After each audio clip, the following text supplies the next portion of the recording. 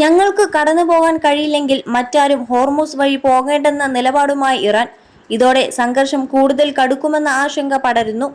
ഇറാന്റെ തുറമുഖങ്ങൾക്ക് US ഏർപ്പെടുത്തിയ ഉപരോധം തുടരുന്നിടത്തോളം മറ്റു രാജ്യങ്ങളുടെ കപ്പലുകളെ ഹോർമൂസ് കടലിടുക്ക് വഴി കടന്നുപോകാൻ അനുവദിക്കില്ലെന്നാണ് Iran parliament speaker Mohammad Bagher Ghalibaf ശനിയാഴ്ച രാത്രി പ്രക്ഷേപണം ചെയ്ത ടെലിവിഷൻ അഭിമുഖത്തിൽ വ്യക്തമാക്കിയത്. ബുധനാഴ്ച അവസാനിക്കുന്ന വെടിനിർത്തൽ കരാർ നീട്ടാനുള്ള ശ്രമം മധ്യസ്ഥ രാജ്യങ്ങൾ തുടരുന്നതിനിടെയുള്ള ഇറാന്റെ ഈ നിലപാട് മേഖലയിൽ സമാധാനം ഇനിയും അകലെയാണെന്ന സൂചനയാണ്. ഇസ്രായേലും ലെബനനിലെ ഇറാൻ പിന്തുണയുള്ള ഹിസ്ബുല്ലയും തമ്മിൽ 10 ദിവസത്തെ വെടിനിർത്തൽ വെള്ളിയാഴ്ച പ്രാബല്യത്തിൽ വന്നതിനു പിന്നാലെ കടലിടുക്ക് തുറക്കുന്നതായി ഇറാൻ പ്രഖ്യാപിച്ചിരുന്നു. എന്നാൽ ഇറാൻ USുമായി ധാരണയിലെത്തും വരെ ഇറാന്റെ തുറമുഖങ്ങൾക്കുള്ള ഉപരോധം തുടരുമെന്ന് US പ്രസിഡന്റ് ഡൊണാൾഡ് ട്രംപ് പ്രഖ്യാപിച്ചതോടെ ഹോർമൂസിൽ നിയന്ത്രണം തുടരുമെന്ന് ഇറാനും വ്യക്തമാക്കി. 21 ലക്ഷത്തോളം സന്തുഷ്ടരായ ഉപഭോക്താക്കളും 2 ലക്ഷത്തോളം തിമിര ശസ്ത്രക്രിയകളും പൂർത്തിയാക്കിയ മലബാറിലെ ഏക കണ്ണാശുപത്രി Alsalama eye hospital, hospital road, Perinthalmanna.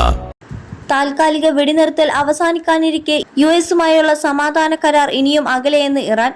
USുമായുള്ള ചർച്ചകളിൽ പുരോഗതിയുണ്ടെങ്കിലും കരാർ ഇനിയും അകലെയാണെന്നാണ് Iran parliament speaker Mohammad Bagher Ghalibaf പറയുന്നത്.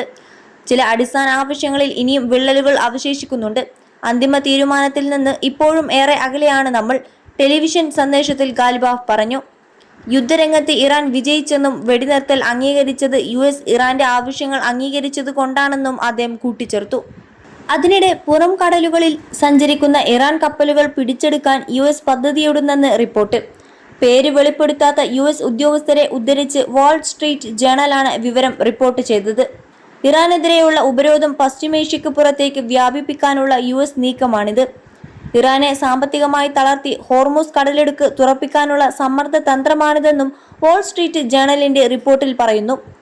പേർഷ്യൻ ഉൾക്കടലിനു പുറത്ത് ലോകത്താകെയുള്ള പുറം കടലുകളിലൂടെ സഞ്ചരിക്കുന്ന ഇറാൻ കപ്പലുകളുടെ നിയന്ത്രണം ഏറ്റെടുക്കാനാണ് US നീക്കം.